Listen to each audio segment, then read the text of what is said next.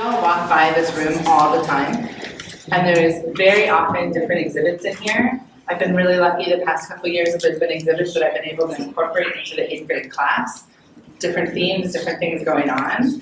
And the person that's responsible for making sure that there's interesting things in this room for us to learn from and to be able to look at is Robin and Lynn. And so I'd like you guys to give her your attention. Okay. Robin has so graciously coordinated 2 special guests to be with us for tonight so we can learn about this exhibit. And if you guys have questions about the arts in general, or if you enjoy visual arts, Robin is a great resource here at the JCC. Yeah, so thank you all for being here. Like you, probably this is your home away from home. I don't know about you, but I feel like I'm here all the time, and I think I've seen a lot of you throughout the week. And so it's nice to have you in the space today. It's pretty special to have a gallery where you frequent regularly because we always have new things, and I hope you take advantage of popping in every now and then to see what we have going on. Art is a great way, as many of you know, to experience things in a different way. And so that's why we're so glad that you are here tonight. I'm not going to talk a whole lot because we have 2 amazing folks here that are going to be sharing with you about this really special exhibition. We have Brent and Merritt, and I'm going to turn it over to them to talk about the exhibition and then to share some stories, and then we'll get to some of your questions as well. So I know we're going to be doing some talking and learning and listening, and then there'll be potentially a break, and then we'll regroup and kind of close together. And just, you guys, during that break, it'll be your chance to walk around and really have a chance to look at the exhibit, as well as for you to go to the bathroom and get a drink. You can do that. And all the students have Post-it notes with them. Great. I do too. With the idea that if they had questions while either one of you were speaking, they could write their questions down and then be able to ask them afterwards. Cool. Great. So without further ado, take it away. Well, thanks for having us here tonight. I'm excited for your questions, to hear what all of you are curious about. So my name is Brent Dundor.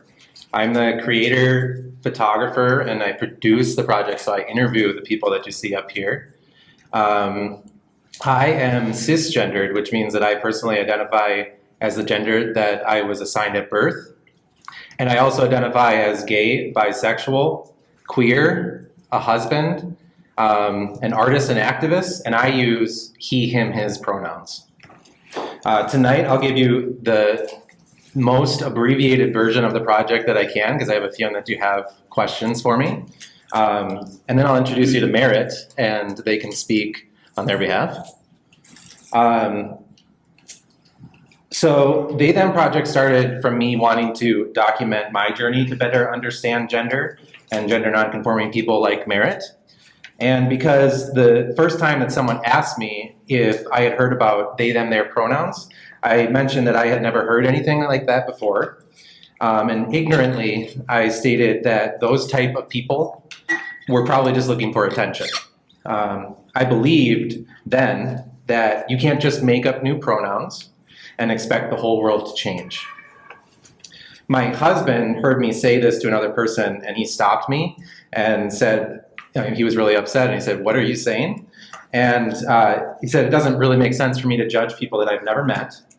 And he also knew my story about coming out as bisexual and how at times that was really hard for me growing up because people would judge me without knowing me and say that that wasn't possible, and that really hurt me. So I knew I had to change this about myself because I couldn't judge other people the way that I was upset that other people had judged me. So at first, the project started from someone who, so I knew that I had to change that ignorance that I had for myself with gender, and I started to look at videos on YouTube, and I started to read other things. And then I had a circumstance where I was actually photographing someone for a fine art project. And that person happened to be Dusty. And while I was photographing them, they asked me if I could use they, them pronouns for them. And at that time, I was trying to understand gender better and understand what it meant to be gender nonconforming and use they, them pronouns. And I asked them if I would be able to ask some questions. And we ended up having a conversation where we just stopped the photo shoot, and we went and we had coffee, and it was one of the best conversations I've had, and I'm really thankful for that. So when I had photographed Dusty, there ended up being a picture from that shoot that kind of inspired all of this. The conversation that I had with Dusty,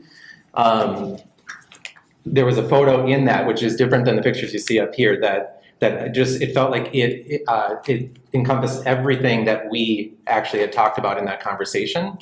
And that's what sparked the project. So now for the last year and a half, 2 years, I've been photographing and interviewing these people. It started out as me wanting to take just pictures for the project. And when people would come in, I was asking them questions for me to better understand everything. And I realized that those questions that I was asking them were probably the same questions that other people would want answered and to better understand. So that led to me interviewing people, and that's really what the project is about now. And I think that's all I have for about the project. Again, you're welcome to ask any questions that you have for me, but I wanted Merritt to be able to speak. Hi, my name is Merritt. I use they, them, theirs pronouns. I'm a transgender person. I'll just talk a little bit about my experience growing up, because that's where y'all are at right now. The thing that I've learned the most being a transgender person and having a lot of transgender friends and listening to this podcast is that there's not really one cookie cutter childhood I've observed anecdotally. I remember being a really, really very feminine child up until I was like 6. Like I was obsessed with musicals and like ballet, but not to do the dancing, just to like wear the clothes. And I had these gloves that had fake fingernails attached, so I was like very glamorous feminine child. And then it just kind of switched over, and I started being a little more like I love to go outside and get dirty in the mud, and it didn't make my personality less feminine, but my presentation less feminine. And over the years, it kind of fluctuated like that all the time, and even now it still kind of does. I'd say my personality is always the same, but my presentation is different, and both are important to me, I've learned, and I think that's true about everybody, even about cisgender people. Your presentation and your personality are equal parts of a whole. So when I was a kid, though, it just felt like something was kind of off. Like I didn't really know what was wrong or how to communicate or articulate what I was feeling. It just felt a little off, especially when puberty happened. Puberty was really, really hard for me because I had 2 brothers, and I kind of thought I was going to do the brother thing. I was like, oh, that's how they're growing up, so I'm going to grow up the same way. So it was really hard for me that I didn't do those same things and I didn't have that same experience. And it also felt like there was a lot more pressure at the time too, when people start perceiving you a certain way, right? When you're a little kid, when you're like 5, all kids kind of look the same, but as soon as you're a teenager, people start to know how they identify you and how they are going to put you into a role. And this is something I think everybody experiences, not just transgender people too. So it felt like it was a lot more pressure and felt like there was definitely a mold I had to fit into. And I think that feeling seen by other people changed my perception of myself and changed my expectations of myself. So I started behaving in ways that I didn't feel comfortable with, and having friends I didn't really want to be friends with, and hobbies I didn't really want to have, because I knew people were perceiving me as a girl and wanting me to do this, that, and the other. And I felt if I'm going to be a successful human, I should probably do all those things to be seen and accepted. It just felt like a very set path that you had to get stuck on. So it was really hard for me growing up because I also just didn't have the language to communicate. I also didn't have the internet either for a really long time. We didn't have a computer. And I talked to Brent about this in the podcast, but when we got our first computer, the only the only website I knew about was Wikipedia. And so that was the only like game you played with your friends. You would like, there's a game you played where you try to get from one celebrity to the other in as few clicks as possible. So I was like, the only video game I had, the only website I knew about, the only social media I ever had was Wikipedia. And through that, I learned about this entertainer, Eddie Izzard, who is a comedian, performer, artist, musician, actor, all these wonderful, very vast person. And he uses he, him pronouns, but he identified in the 80s as a transvestite.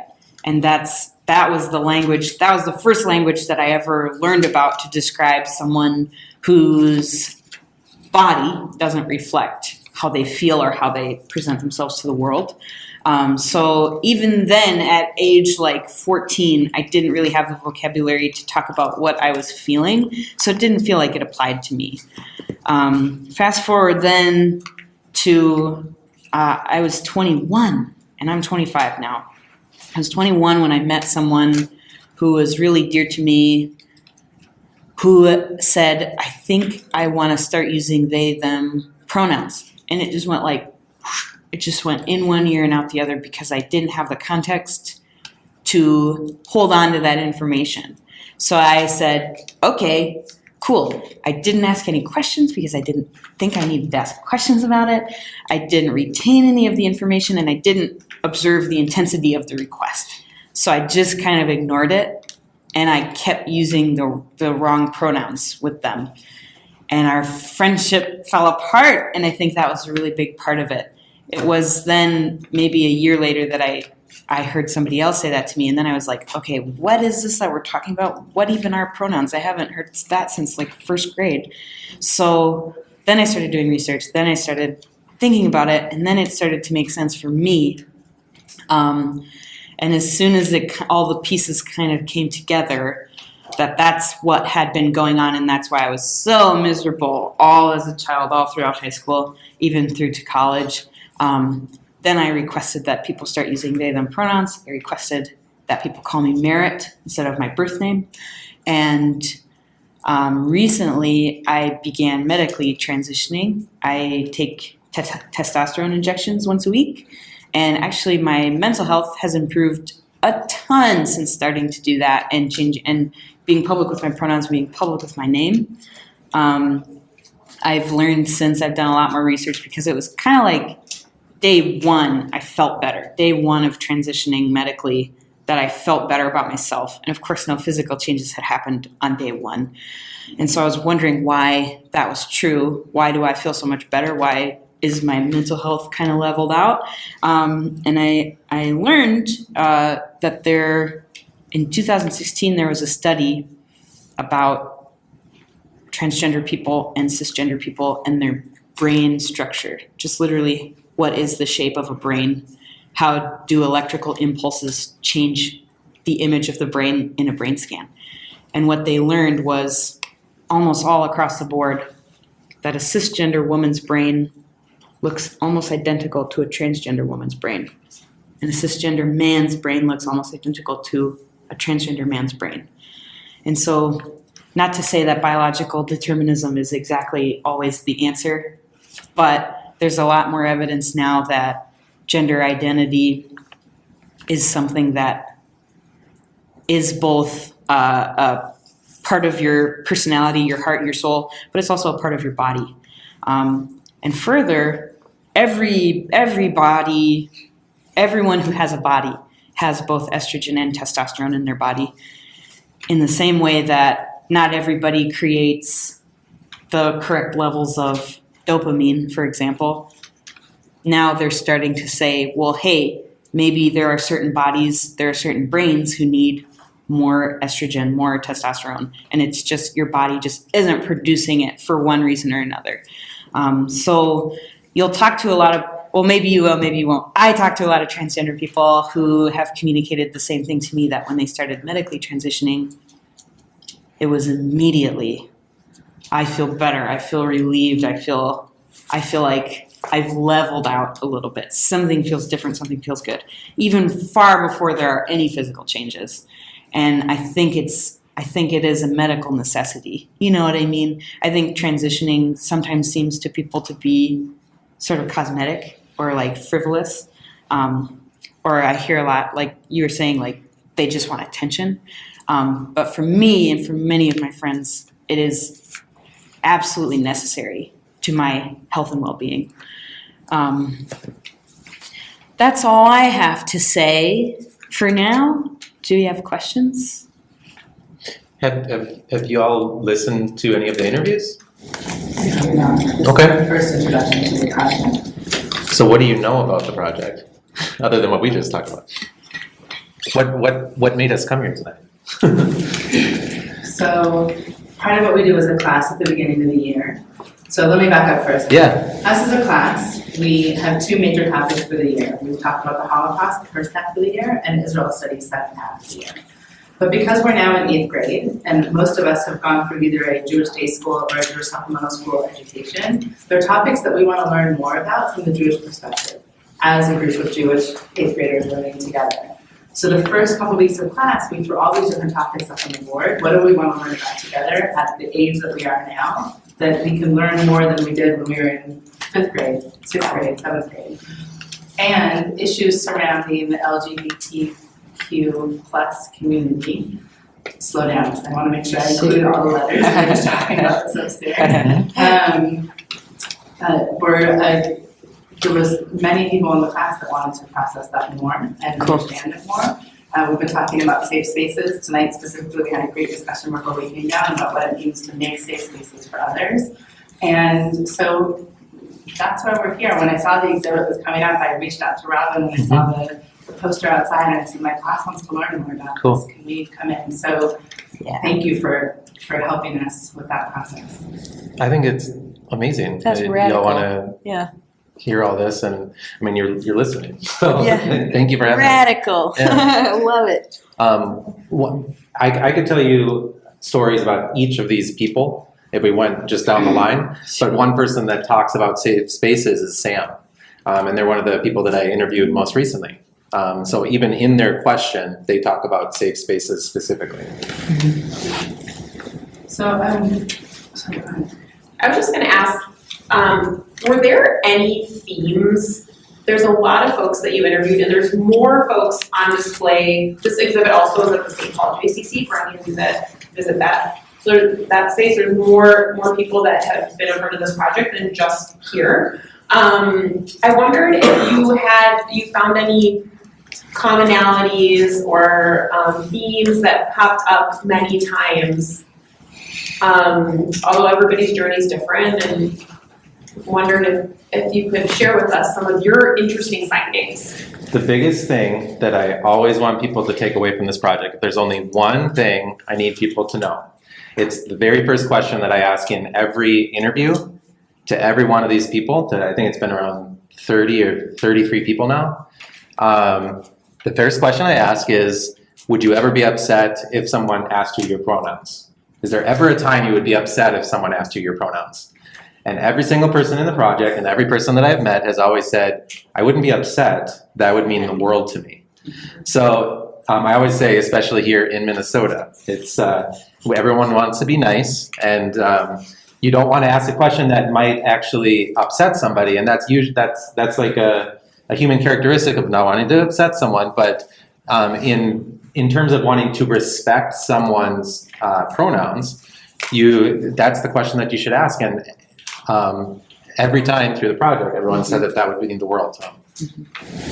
Yep. Well, do you ever meet people that are really like non-confident, like they're really non-confident and stuff? Like when you like meet them, do they like ever talk about that on their interview? What I'll say to that is one person that admitted that they were really shy coming into the interview, and they said this in their interview, is actually Sam as well. And that's why Sam talked about safe spaces and what that means. Mm-hmm. So the answer is yes. Other than Sam, to be honest, the answer is maybe no, because most of these people they're pretty just cool and confident beings. And So yeah, I guess no one, maybe nobody else was Well, really shy. I'll say this. Yeah. I think it makes a difference where I am. Here, Mhm. I know you asked me to come. Mhm. You know what this is about, and you know what you're going to hear. So I feel very confident telling you about who I am and details about my personal life. But when I'm at work and I meet someone new, a new coworker, and I don't know what their deal is yet, I'll wait a super long time because I don't want to fight. I feel afraid to have that conversation. I think it depends. I think probably a lot of these people maybe feel the same way. It's hard to defend yourself when you're not sure if it's going to go well. It's easy right now. It's not all the time. If I want to know what pronoun someone is, like, what's like a respectful way to do that? Say that again? You just ask, I think. Just ask if you want to know what pronouns someone uses.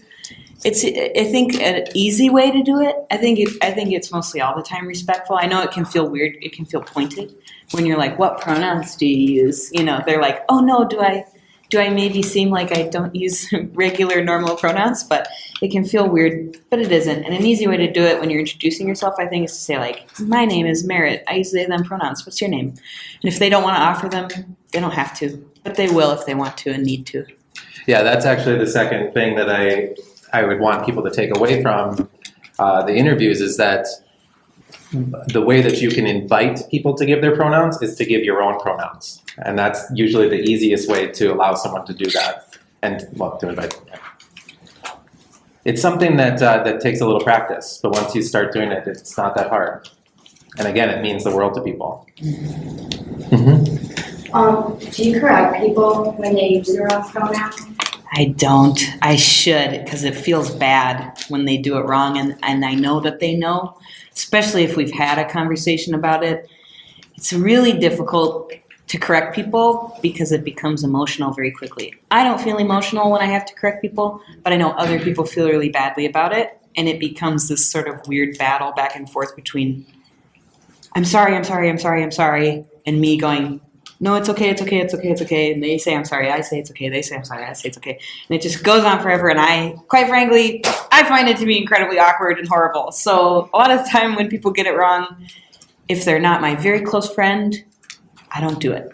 But if it's someone I care about deeply and respect, I will, because I want them to stick around, and I know if they get it wrong more than several times, they're not going to stick around, So it depends on the person.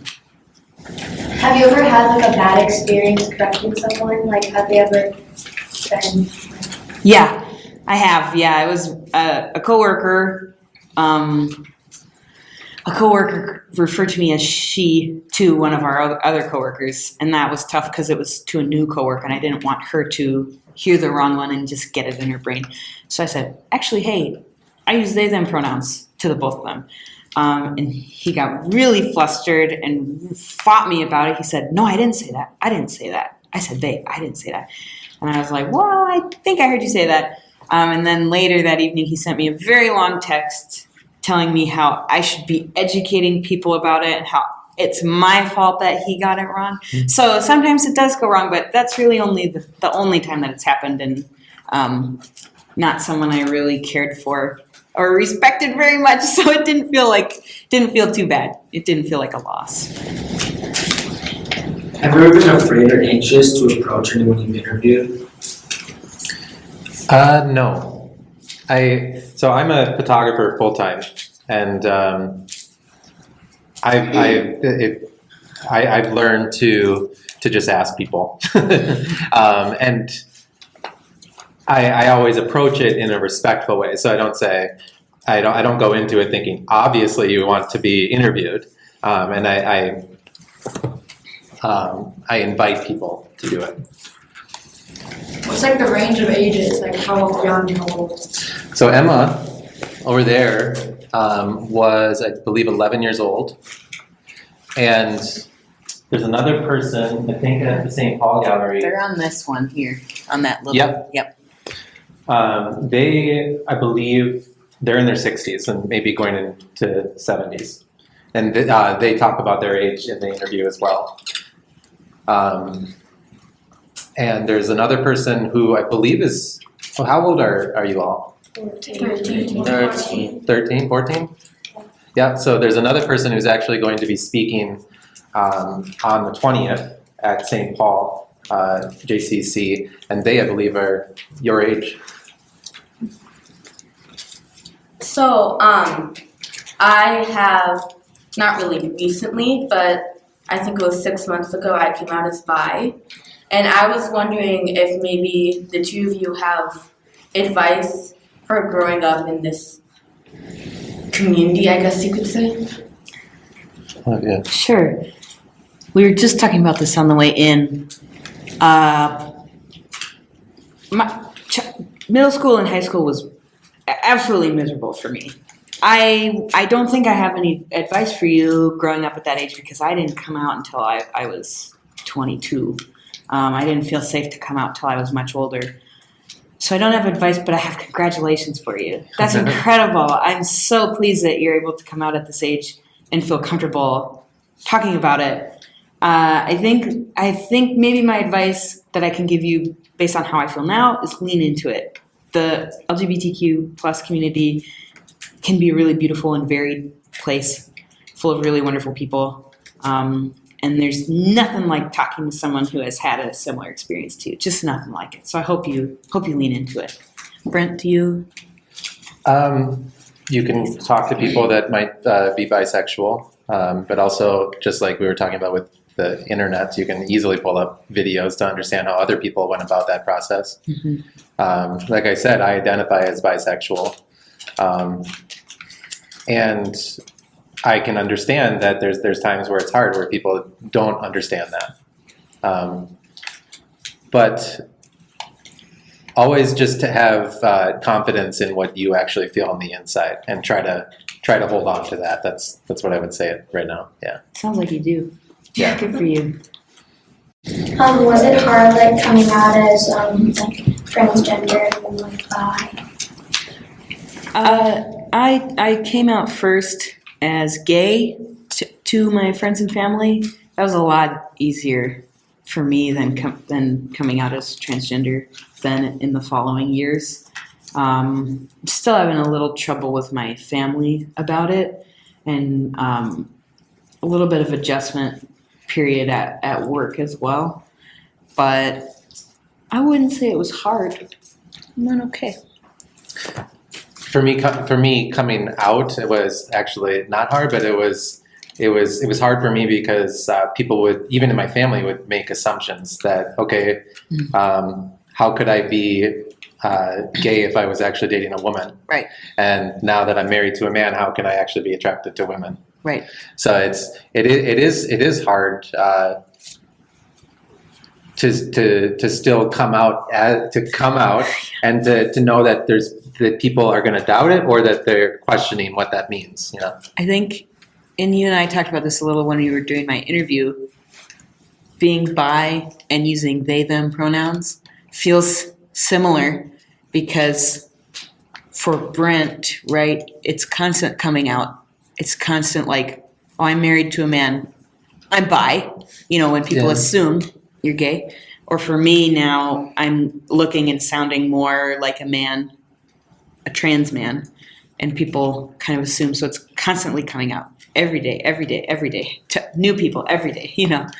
It's always this new little bit of information that I want to communicate.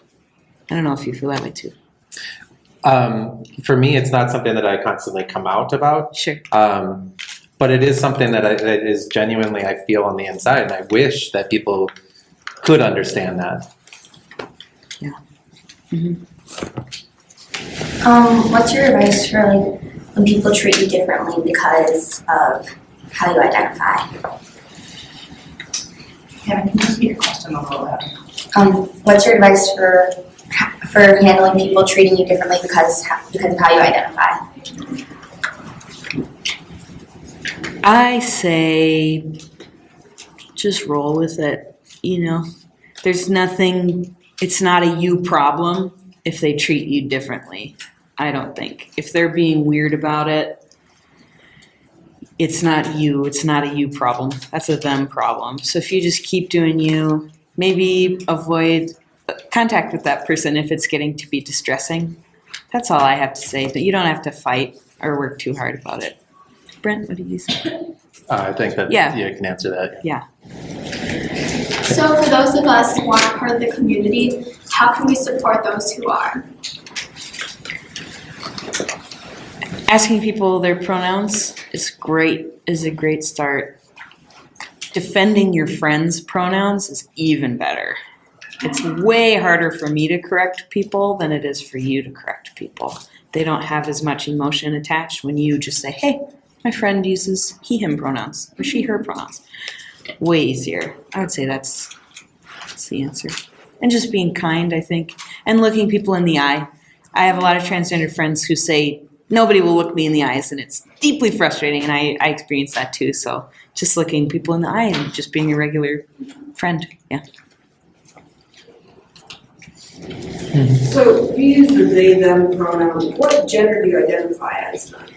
That's a tough one for me because I don't think about that very frequently. I say non-binary to people just to have something to say, but I don't think about it too often. Mary, can you explain what non-binary means? Sure, so the binary is men and women, and non-binary kind of includes all the gender non-conforming or people in the middle or people without a gender, or there are other labels that fit people more precisely, but I say non-binary. Yeah. I think you had one first. Yep. So do you ever get, like, now that you have come out, do you ever get confused, like maybe I'm something else than what I came out as? Not anymore. When I came out as gay, I really did because I was talking a little earlier about how being perceived as a woman affects how I acted. And so for a long time I thought I should be attracted to men because I'm a woman. And then I started growing up and figuring out that that was not quite right. And so then I came out as a gay woman. And then I thought I'm only attracted to women. And then I was like, well, no, I am still attracted to men. And somehow there's something else. There's some other puzzle piece that's not quite right, and I don't know how to communicate it. And then I came out as trans, and now I just date whoever I want, and that's the answer. So I used to kind of worry about that because it just didn't feel right, but now it kind of just clunked into place. So I don't anymore, but I used to. Is non-binary kind of like gender fluid, or is that something? So I don't consider myself gender fluid. Friends of mine who do have communicated to me that it feels more like today I'm feeling masculine and today I'm feeling feminine. Or today I use he, him pronouns and tomorrow I'll use she, her pronouns. Like depending on what you're feeling that day may be. So I don't identify that way, but some people that I know do say I'm gender fluid and I'm non-binary. So. What does gender fluid mean? So I don't know that I can answer that for you because I don't identify that way, and I don't want to speak for a community that I don't identify as. But just what I was saying a minute ago about not feeling tied to one label or one presentation, where I kind of look the same every day. My gender fluid friends kind of go from one side of the spectrum to the other, I have observed. There are some people who identify as gender fluid in the project, and their pronouns are Right. he, they, she. They accept all pronouns, and at times they prefer certain ones. Right.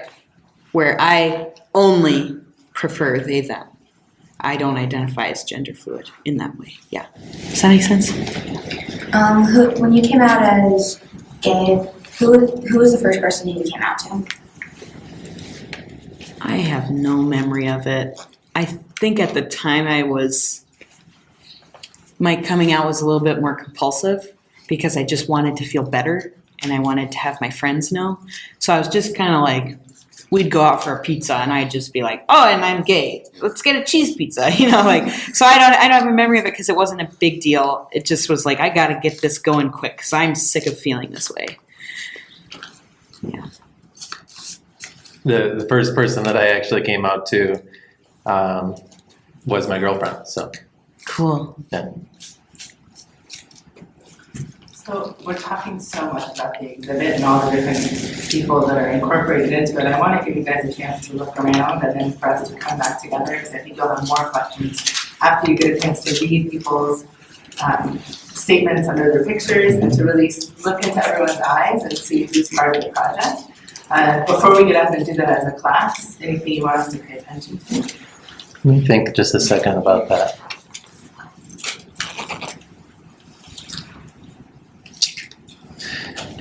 Just to take in the fact that all these people are so different. And that people who identify as gender nonconforming and non-binary really could be any person. There also are people in the project who now use binary pronouns. So, and they do not accept they, them. And the only rule that I have with the project is that you have to currently or previously use gender nonconforming pronouns. So someone that is an example of that would be Philippe Cunningham, who actually is a council member of Minneapolis. So they're a political person. And they are actually, or he is actually the first trans person of color to be in political office. So there are some people in the project who also have a status to them, I guess you could say. There's people that are very reputable in the community, someone like Jacob Tabaya. And this person was actually on the show Rise. I love that show. Yeah, I thought you would all recognize. Which one? So this is Ellie, Oh, cool. and then that's actually their fiance, Ren. Ren. Cool. Yeah, and there's some other people that I'm starting to interview that are reputable in the community as well. So. That's neat. So before we get up and look around. So I was hearing a lot of really wonderful conversations amongst you guys, amongst all of you. Yeah. Right? Yeah. And that's one of the things, I think, when we were talking about safe spaces in class before we came in here, one of the things I said to you as I was tripping over all the letters, right, is that we all just have to try our best. And as long as we're trying our best and putting that face forward, you can't do wrong. Because as long as you're trying your best to make everything feel like it's inclusive for everyone, that we're welcoming everyone, and that we're not excluding anyone, that's something that we all need to think about, right, as 8th graders and as adults, that it's okay to make mistakes, because that's how we learn. It's okay to make mistakes, and something that not every person in the project has said, but a lot of people from the project say it's all about intent. And knowing that if someone is trying to respect you, that's a lot different than them not taking the time to do so. For sure. Should I just ask these questions now, or should I ask if there's other questions first? Oh, you good? Go ahead. Okay. Was there any specific reason that all the pictures are black and white? I wanted I wanted there to be something about everyone that was the same and that was congruent, and I thought that black and white pictures could pull that together nicely. Yeah. Where can I find this podcast so I can start listening Yeah. to it? Well, look at the bottom of each one of these. And there's a sheet over there. Yep, and you are also welcome to take one of the flyers. You're welcome to take a poster if you're going to hang it up. But otherwise, grab a flyer. And the website's pretty easy to remember based on what we're talking about. They, them project, right? So if you just Google they, them project, then you'll be able to start to listen to them. And it's also on iTunes and stuff like that. Yep. Yeah, you go. Yep, you got it. You don't need to like speak for them, but you know like cisgender means. Yeah, cisgender means that your gender identity matches your body and the sex you were assigned at birth. So like Brent, for example, is cisgender. Yep, identify as cisgender. Right. Identify as the gender that I was given at birth. Maybe you in the blue, I think, were next. How did you find everyone here? It started out with me. So there's a really long version of the story of how this all started, and there's actually a podcast on the website that you can listen to about that. But it started with someone. It started with Chandler, who's over there. Chandler was the person who asked a family member to use they, them pronouns. And then that family member came to me and said, what does that mean? And that Chandler was the person that I said, oh, well, they are just looking for attention. And then obviously everything started to change from there. So I asked Chandler if I could interview them. And Dusty, I was already taking pictures of, and then I asked if I could interview them. And it's just kind of grown from there. So in general, I ask people, We how did... we met at a movie screening. Oh, yeah, yeah, And I yeah. was wearing a name tag that said Merit, they, them. Yeah. And Brent was like, hey, Yeah. hang on a tick. Yeah. And you asked if it's easy for me to ask. It is harder to ask in person. Like I'm admit to that. Like I had never asked someone in person if I could interview them. Cool. And so I was thankful that you were willing to. Yeah. Whoever, someone. I don't like to pick. So on one of the photos, I saw they, them. Yeah. What is that like? Can you answer that question? Sure. That's another set of pronouns. There are some more micro pronouns like that, like sie, them, zir. I know for some people, there are pronouns they use with their close family and close friends, and sometimes those look like sie, them. And to the general public, they ask to use they, them, a more standardized version. But it's just about specificity and personality, So it's just another type of pronoun. And it is what they feel. So that's the core of what we have to try to take in here. What people are asking you to use is what they feel on the inside. Mm-hmm. Mm-hmm. Okay, I have two questions. So the first one is, I saw a few people who had body piercings right there. Is that does that mean something, or is it just a choice randomly that a few of them have that? It's not a code I know about. No. No, it doesn't mean anything specifically. And otherwise you would have to ask them. Okay, and the other question is, and again, just like what she said, you don't have to answer for them, but what is pansexual? If you can answer. Sure. Pansexual means something different, I think, to a lot of people, but my understanding is that you're attracted to anybody. So, it kind of includes non-binary people or other genders, agender, gender fluid. It kind of includes, anybody. You're just attracted to people, Yeah.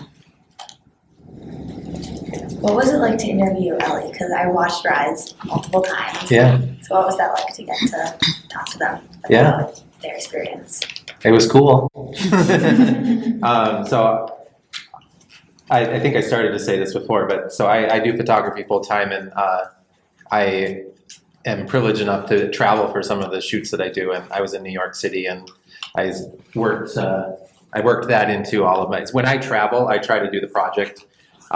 When I travel for work, I try to do the project, and I wasn't really nervous to meet Ellie, but I just knew it was going to be cool because they are a big activist, and they have they know how to say what they feel, and so I was excited about that.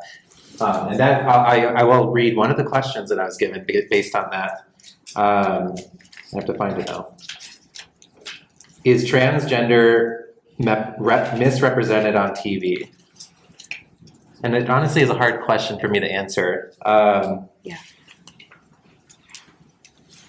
I'll maybe ask a question with that question. Something that I talked about with Ellie is should only transgender people play roles that are transgender characters?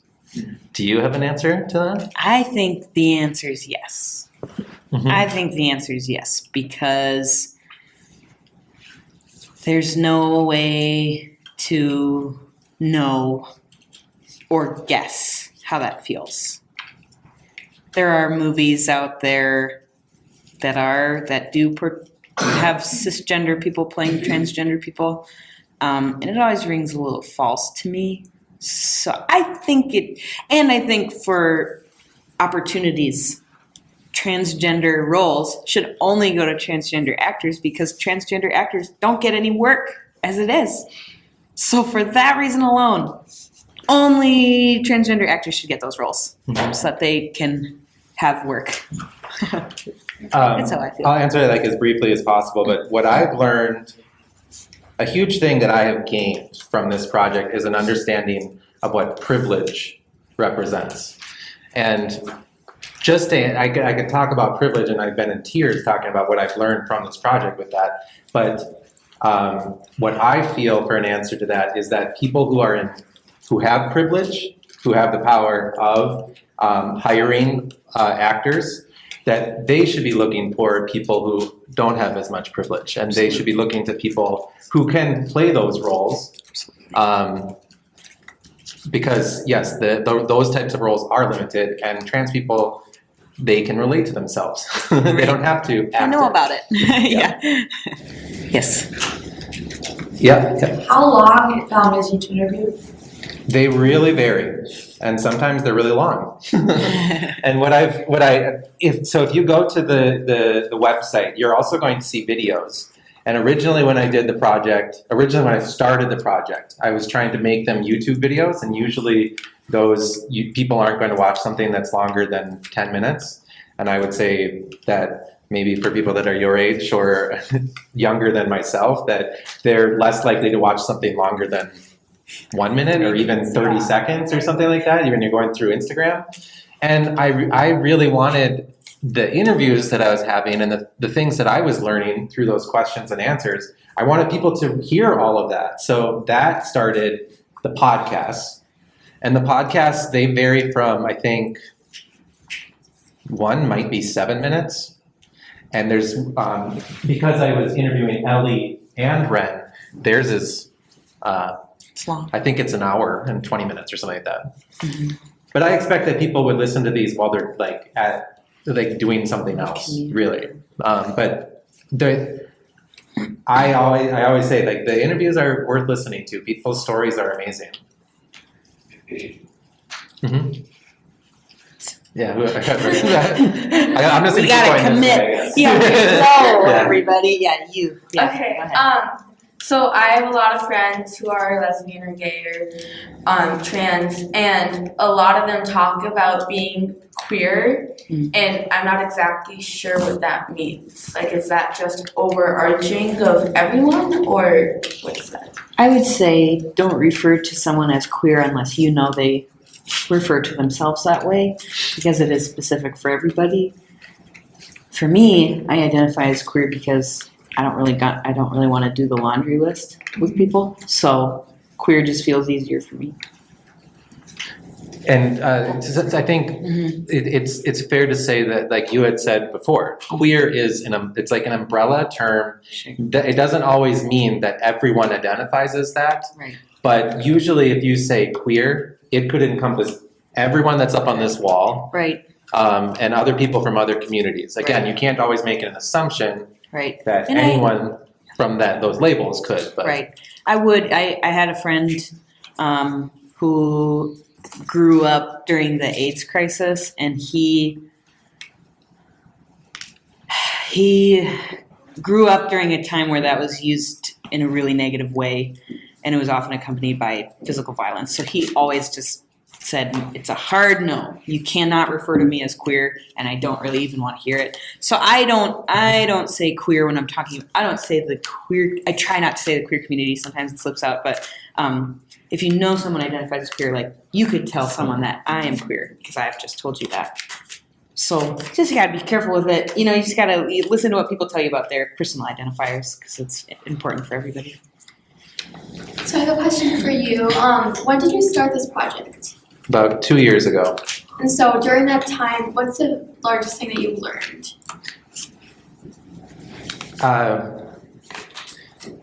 I've learned what this means to other people and how much it means to other people. Like I said, a big thing that I've learned personally is what privilege represents and how it's slightly off topic, but people even up on this wall have certain privileges that other people on this wall don't have. And really the big thing is what it means to someone when you ask them what their pronouns are and when you respect those pronouns. Mm-hmm. Guys, you're having so many wonderful questions. I think we're gonna have time for both of you to ask your questions, and then we get to run through a couple more questions. Okay. Yep. Being transgender make it harder for you to get a job? No, I'll just jump off of what you were just saying about privilege. It's a lot easier to get a job when you look and act like a dude. I'll say that.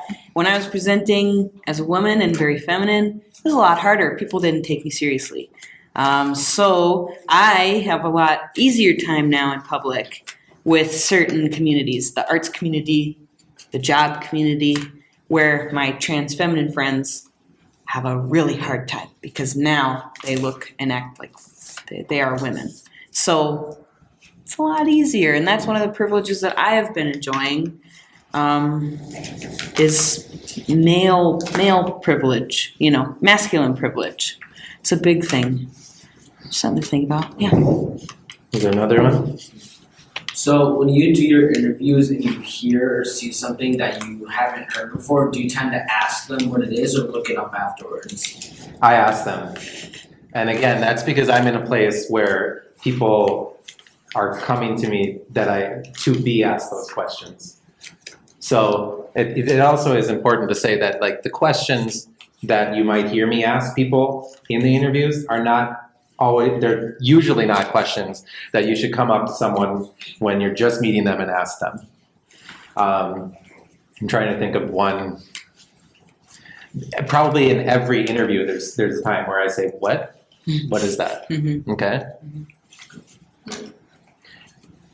And I also try to ask the questions from a perspective of not understanding something, so that it's easier for people to relate to that. So it's a little different style, I guess. Yeah.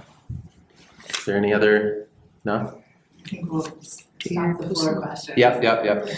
I like these. Thank you all for asking. This, or Yeah, are do we good? those, yeah. Let's see if we can get through those, yeah. Just 2 questions. They sounds multiple.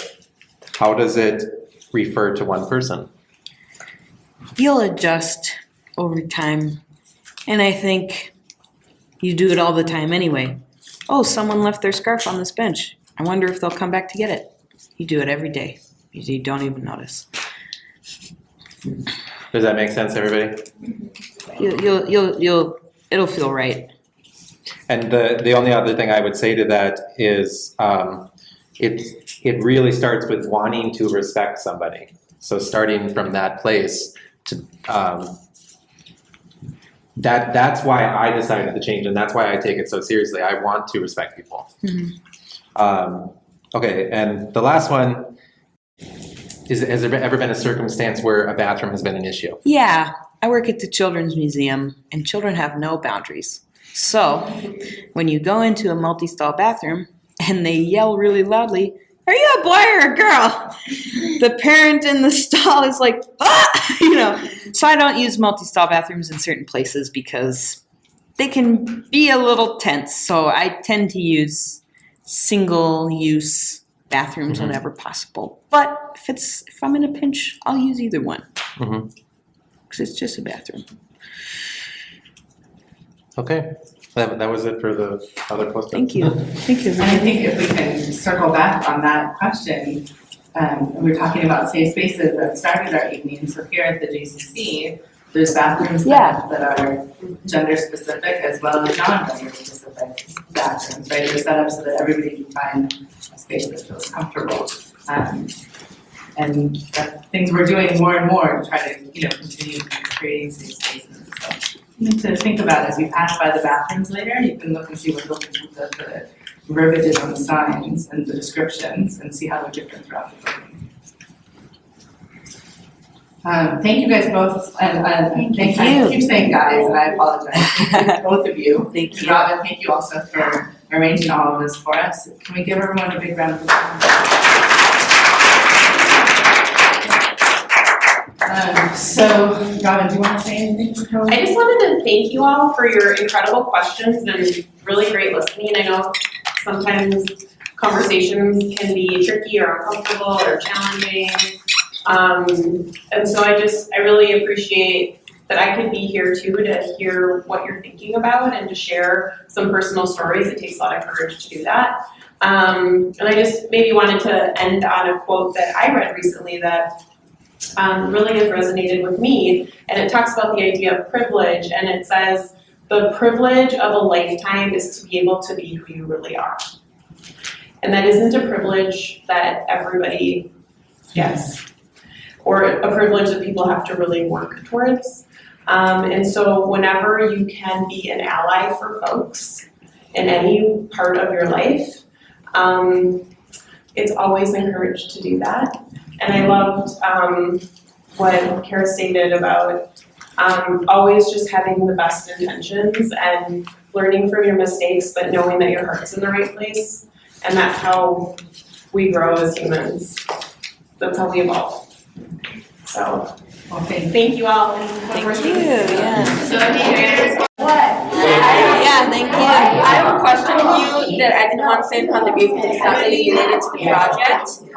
So I started a JSA at my school, and I'm kind of wondering, what do you think is a good conversation starter for them? Because I want to make sure I'm not offending anyone, but also I want people to feel like they can talk, but also if they don't want to talk, they don't want to. Who would you be speaking with? There's about 30 of us who come, and it's really great because there's so many of us. Most of us are part of the LGBT plus community, or there are a few of us who are not, who are just there to support their friends.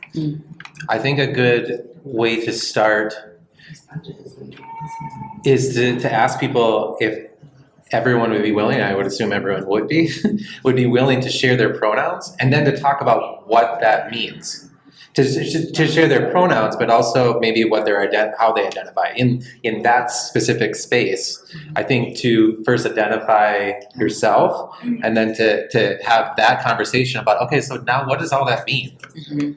Yeah. I think that gives everyone a place and space to talk about it. Yeah. Because it could be different for everybody. Yeah. Yeah. I think so too.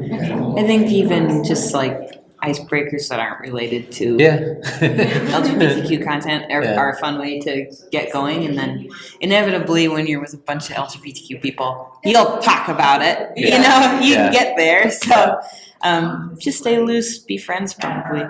Yeah. Cool, good for you. Thank you. Yeah, thank you.